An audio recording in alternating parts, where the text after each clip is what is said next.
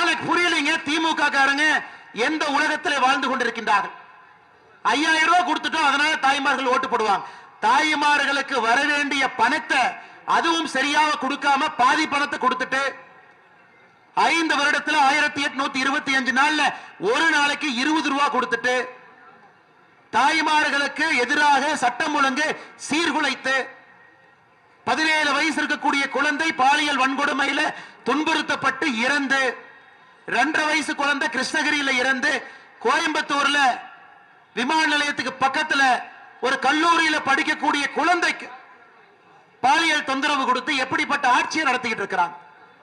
அருமை சொந்தங்களே, இந்த முறை எந்த காரணத்திற்கும் கூட நீங்க தொண்டாமுத்தூர்ல கண்டிப்பா திமுக அந்த தொகுதி பக்கமே நீங்க விட போறது இல்ல.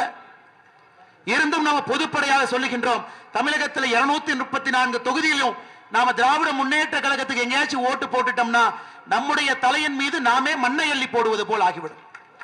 நல்லா இருக்கக்கூடிய குடும்பத்தை நாமளே கெடுத்த மாதிரி ஆயிருங்க.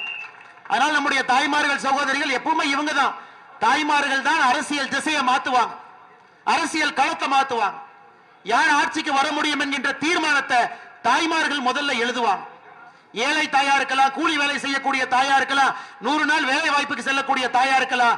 நீங்க தீர்மானம் பண்ணிட்டீங்க, இந்த முறை நமக்கு திராவிட முன்னேற்ற கழகத்தினுடைய ஆட்சி வேண்டாம். பொய்யா பேசுறாங்க, அந்த பொய்யை சரி செய்வதற்கு நமக்கு நேரம் போயிடும். ஆட்சிக்கு வந்துட்டா 100 நாள் வேலை வாய்ப்பு திட்டத்தை நிறுத்தி விடுவார்.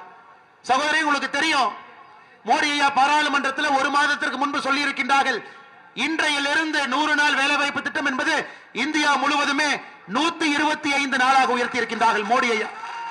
இப்ப எடப்பாடி என்ன இன்னும் ஒரு படி மேல. நாம ஆட்சிக்கு வந்தவுடன் தமிழகத்தில் 125 நாளாக மத்திய அரசு அறிவித்த 100 நாள் வேலை வாய்ப்பு திட்டத்தை 150 நாட்களாக நாம் உயர்த்திருக்கின்றோம். எல்லோருக்கும் எல்லாம் என்கின்ற அடிப்படையில் நம்முடைய தேர்தல் வாக்குறுதியா இருக்கட்டுங்க, நம் மக்களுக்கு செய்யக்கூடிய பணிகளாக இருக்கட்டும், நம் மக்களை பார்த்துக் கொள்ளக்கூடிய விதமாக இருக்கட்டும், எல்லா மக்களையும் அரவணைத்து எடுத்துச் செல்ல வேண்டும் என்று நினைக்கின்றோம். தமிழகத்தில் இருக்கக்கூடிய நாம் எல்லோரும் ஒரே குடும்பம். ஆனால் திராவிட முன்னேற்ற கழகத்தை பொறுத்தவரை அவங்களுக்கு ஒரே ஒரு குடும்பம், அது சபரீஷன் அவருடைய குடும்பம், உதயநிதி ஸ்டாலினுடைய குடும்பம். வேற யாரும் அவங்க குடும்பம் கிடையாது.